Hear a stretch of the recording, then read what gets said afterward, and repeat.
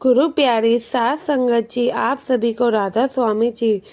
संगत जी, अगर विश्वास पक्का हो तो पत्थर में भी भगवान दिखते हैं। हम तो ऐसे ही भगवान को मंदिरों मस्जिदों में ढूंढा करते हैं। सतगुरु फरमाते हैं भगवान हमारे अंदर है, अपने अंदर देखिए और उन पर आस्था हो तो हर जगह भगवान है। ऐसे ही एक सच्ची साखी मैं बाबा जी की इसमें आपको बताने जा रही हूँ।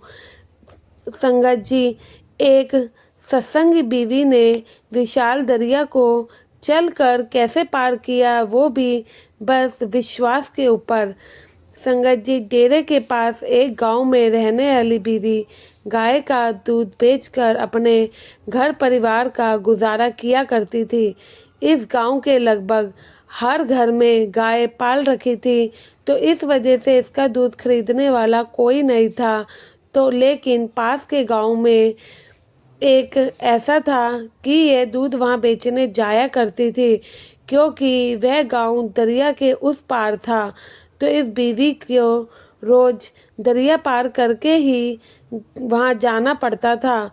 तो यह बीवी सुबह सुबह भजन सिमरन पर बैठती, उसके बाद गाय के दूध को निकाल कर ग्राहक के घर तक पहुंचाने के लिए दरिया के उस पार चली जाती।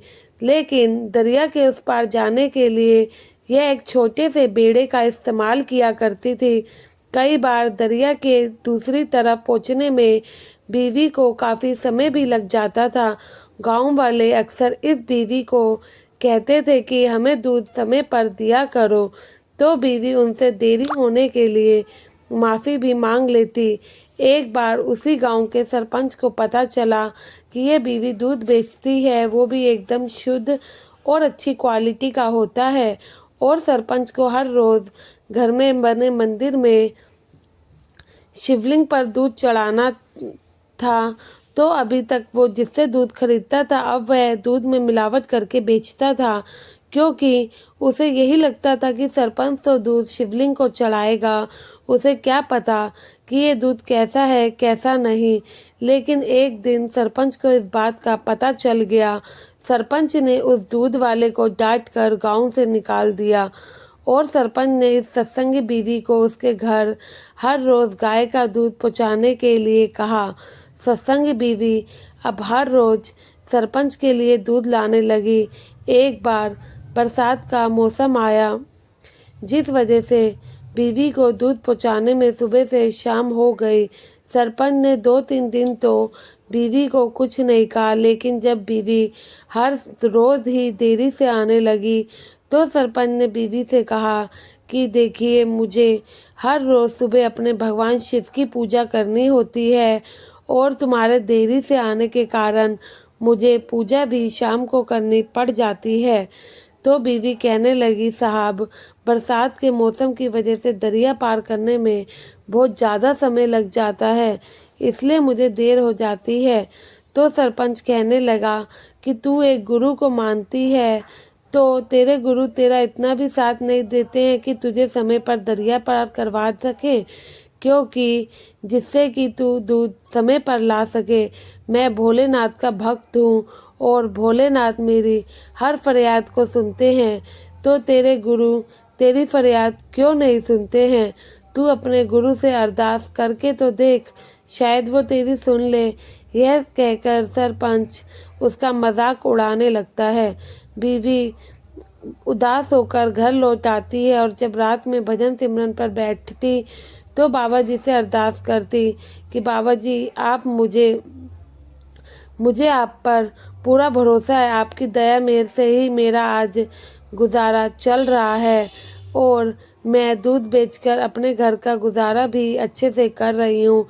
लेकिन आप जानी जान हो कि मेरे को डेली दूध पहुँचाने में देरी हो जाती है।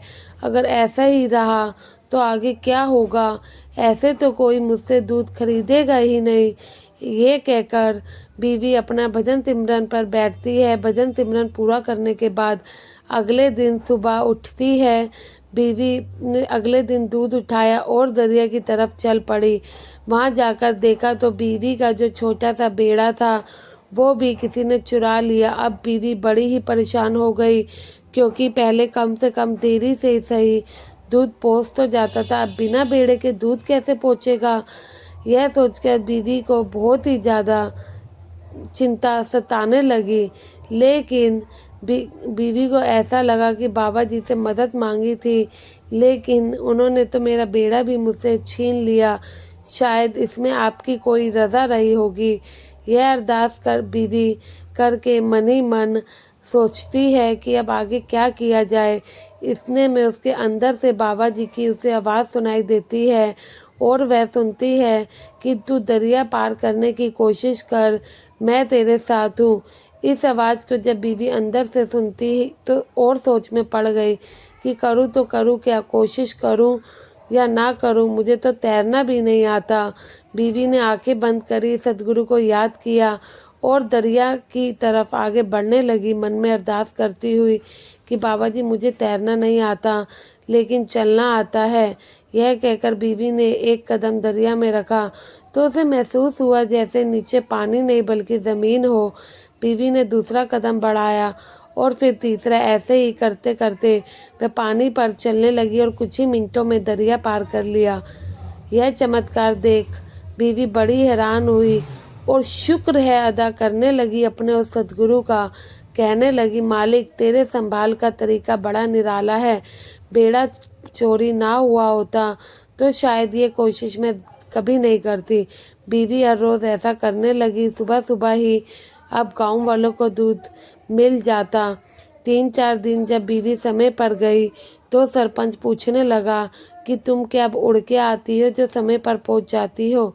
तो बीवी ने उसे सारी घटना बताई और कहा कि उड़ कर नहीं चल कर आती हूँ। तो सरपंच उसका दोबारा से मजाक उड़ाता है और कहता है कि तुम्हें कोई नहीं मिला जो तुम सुबह सुबह मेरे को ही पागल बना रही हो। तो बीवी ने सरपंच से कहा, नहीं मैं सच कह रही हूँ, मैं दरिया पैदल ही चलकर पार करती हूँ। ऐसे में मैंने अपने सद्गुरु से मदद मांगी और उन्होंने मेरी मदद करी। उन्होंने मुझ पे इतनी ताकत बख्श दी कि अब मैं दरिया बिना ही बेड़े के पार कर लेती हूँ। यह कहकर बीवी वहाँ से चली गई और सरपंच सोच में पड़ गया। मैं भोलेनाथ की इतनी भक्ति करता हूँ, इतने सालों से कर रहा हूँ, मेरे में तो ऐसी कोई शक्ति नहीं है। तो सरपंच चुपके से बीवी का पीछा करता है और देखता है कि वह कैसे दरिया को बिना बेड़े के पार करती है। सरपंच ने देखा तो उसकी आंखें खुली की खुली रह गई। जब उसने बीवी को दरिया पर पैदल चलते हुए देखा तो वह सोच में पड़ गया, जब ये बीवी चल सकती है तो मैं क्यों नहीं, मैं भी तो भोलेनाथ का भक्त हूँ। सरपंच भी दरिया के पास गया और उसने जैसे ही अपना एक पैर अंदर डाला तो उसके जूते भीग गए और वह दरिया से पीछे हट गया। अगले दिन जब बीवी फिर से आई तो सरपंच कहने लगा कि मुझे माफ़ कर दो, मैंने आपके गुरु का मजाक बनाया। तुम्हारा गुरु पर विश्वास सच में अटूट है और विश्वास में ही तो ताकत होती है। बीवी मुस्कुरा पड़ी और दूध देकर वहाँ से चली गई। साथ संगत जी, ये सब मुमकिन इसी वजह से हो पाया क्योंकि बीवी को बाबा जी पर पूरा अटूट विश्वास था।